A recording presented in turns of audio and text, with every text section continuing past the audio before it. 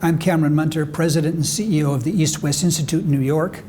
At the end of 2016, I'd like to reflect on certain events that took place in 2016 and what we can conclude from that. I think the way to think about 2016 is to think of it as an opening, a time when certain things began. It's not the end of an era, it's the beginning of an era. What's that era marked by? It's marked by the rising consciousness that things don't work in politics the way they're supposed to. We saw this in Brexit. We saw this with the unexpected election of Donald Trump.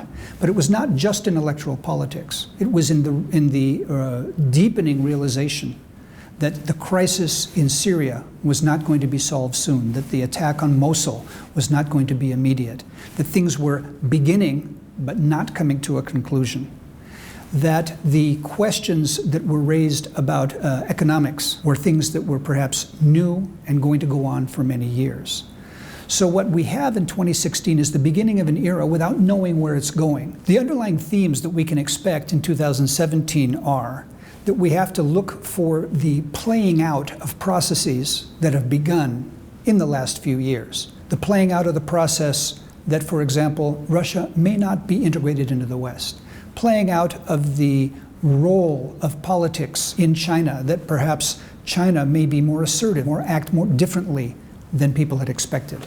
Playing out of the role of different crises in the world, that these things are not going to go away quickly, and that we need to become comfortable, whether we like it or not, or at least used to, ongoing crisis, whether it's terrorism in Europe, terrorism in the United States, whether it's economic uncertainty, or whether it's the political relationships among countries that we want to think are certain that aren't. And let me give you just an analogy for that.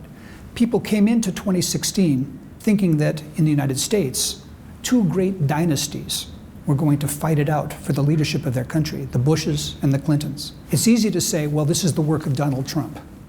But I think that's too simple. I think it's something that Trump may be on the cutting edge of, Trump may understand and may have been able to take advantage of in his election.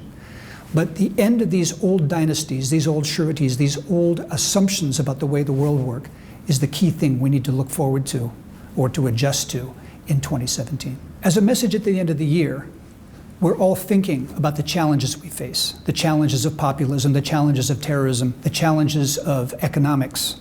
And yet, let's not forget that underneath this is a tide. If these are the waves on the top of the ocean, the tide underneath is the progress we've made against poverty since the turn of the century, against disease, in the realm of efforts to stop climate change through the Paris agreements, that there are long-term efforts that we've made that have been successful, and despite all the challenges to them, they're still there. On that note, I'd like to wish you a very happy 2017.